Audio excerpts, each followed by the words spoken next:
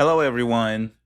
Today I wanted to talk about where the stock market is, mainly the S&P 500, and a couple of metrics that really kind of stood out to me, and also wanted to point out some factors that would impact the liquidity flow into the market in the short term.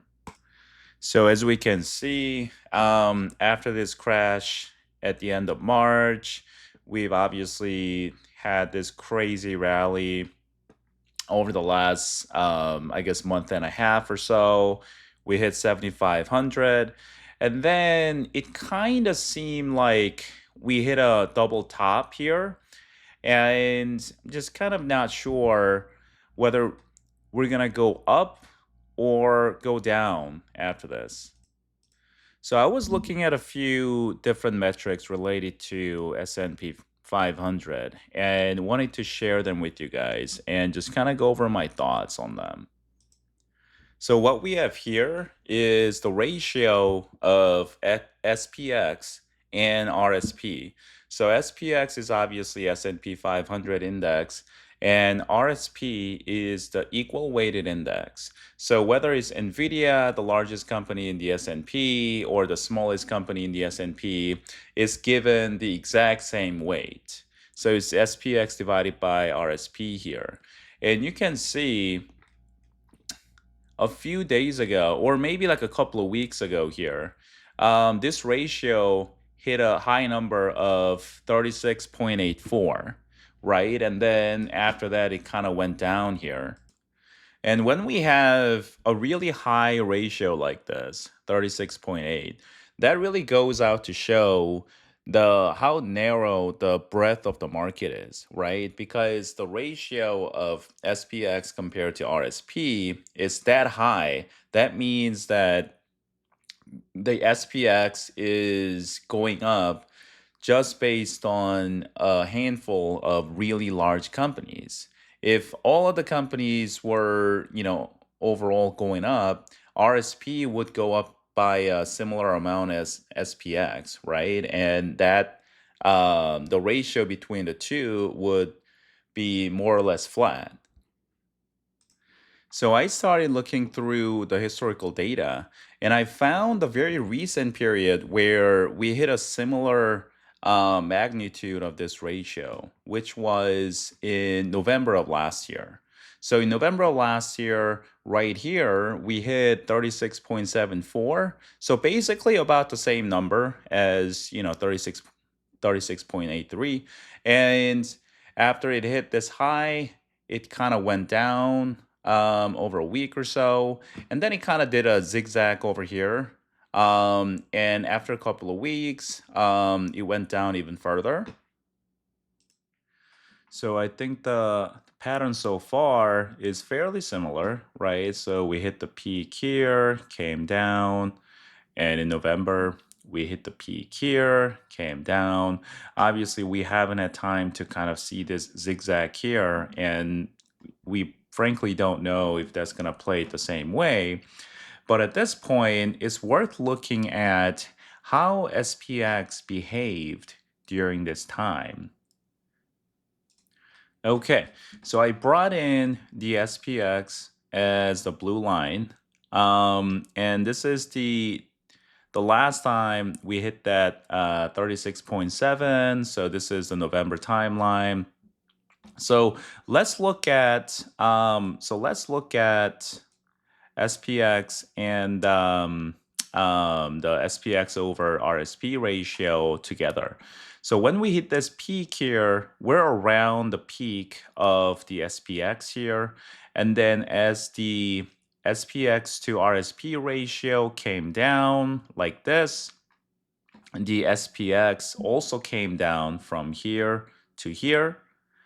And when it kind of zigzagged here, SPX bounced first, and then it had a bit of a sell-off here.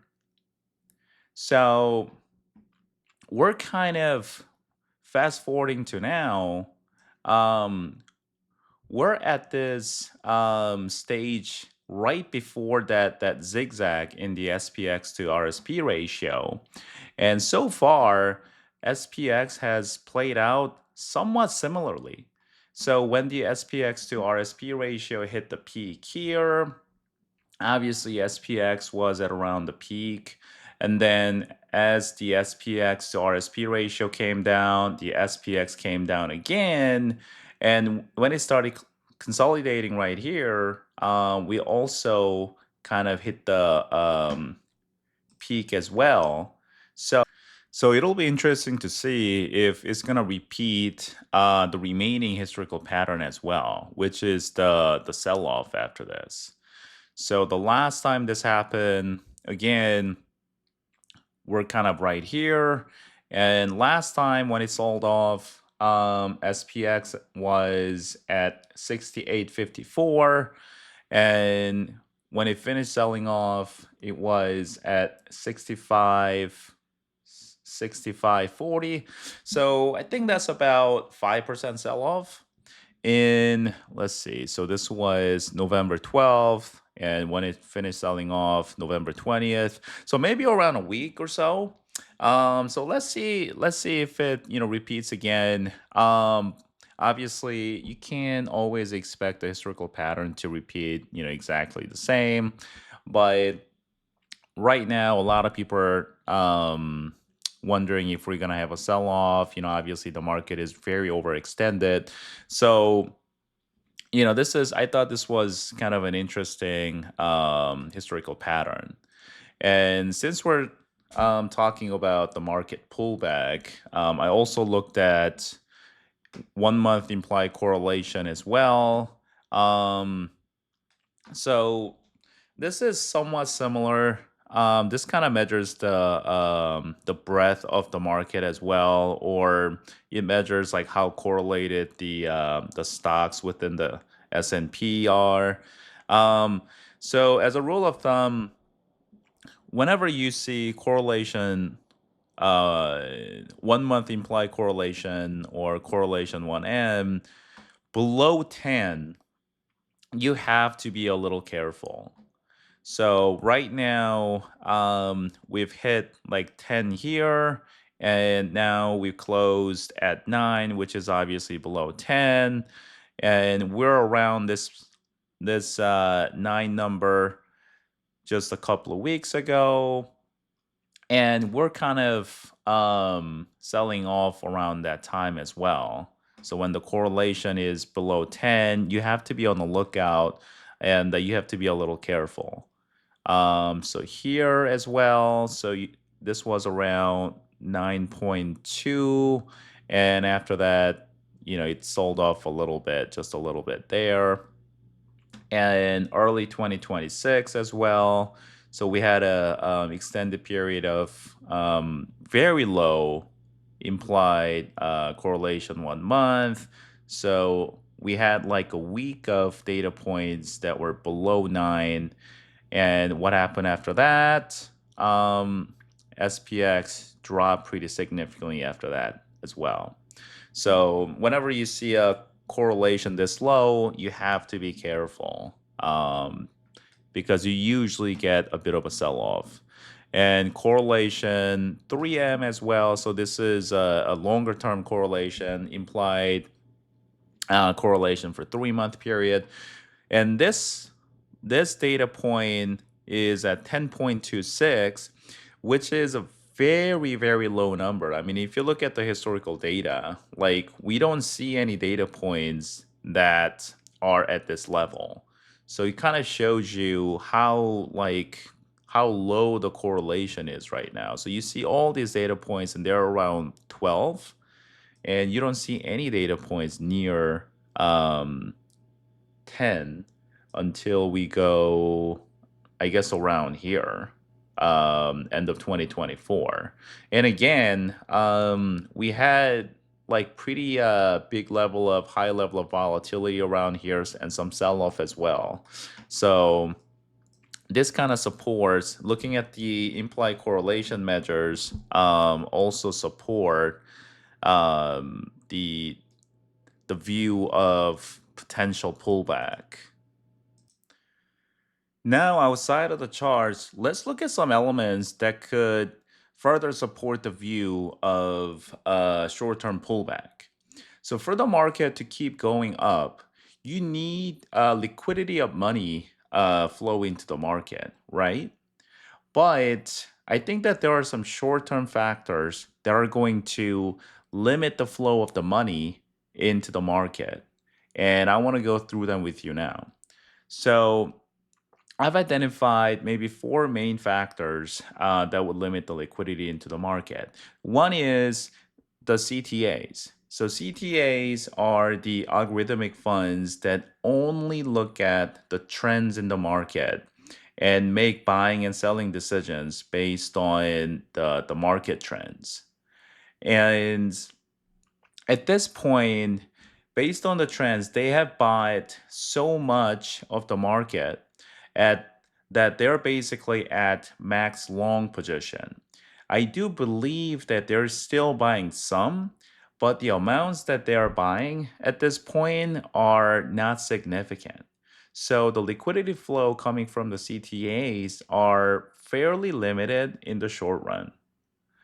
And also, it's been published by various banks that the cash level held by the fund managers at this point are very low, meaning they've already deployed a lot of their capital into the equities. So they do not have tons of additional money sitting around to invest further into the market. And also at the month end, we're going to have pension funds rebalancing. So I believe the pension funds rebalance their portfolio at a monthly level, at a monthly and a quarterly cadence. And because the stock market has gone up so much, they have to sell some of the stocks that they have and use that to buy more bonds, um, so that they keep a fixed percentage ratio between the stocks and the bonds. And I believe that the amount estimated is around 14 billion. So I think that they're gonna sell around 14 billion at the end of this month. And then we also have the treasury settlements. So as you can see in that chart, please focus on the net new cash or pay down column. And if you see big positive numbers, those are the amounts of money that big banks have to pay um, to buy the U.S. Treasuries. And as you can see, on May 28th, the big banks will have to pay $15 billion to buy the US Treasuries. And at the end of this month, May 29th, they will have to pay $47 billion to get the Treasuries. And this actually continues into the next week. So as you can see, on June 1st is 68 billion, which is even larger. So these are pretty big sums of money that are going to, instead of going into the stock market, have to be deployed towards buying the US Treasuries. So if we combine certain metrics, the metrics we looked at from the charts, and also the very short-term liquidity constraints, I think there's a legit case of some kind of a pullback in the market in the next week or so. But at the same time, there are some cases that dispute this view as well. So, for example, right now the market is in a positive gamma environment, which would limit the volatility in the stock S&P index movement and prevent it from going down very fast. So at the end of the day, we can't predict how the market is going to go, especially in the short term. But I do think that based on these information, it would be smart to buy some hedges to protect yourself. So this is all I have for you guys today, and I'll see you guys next time. Bye.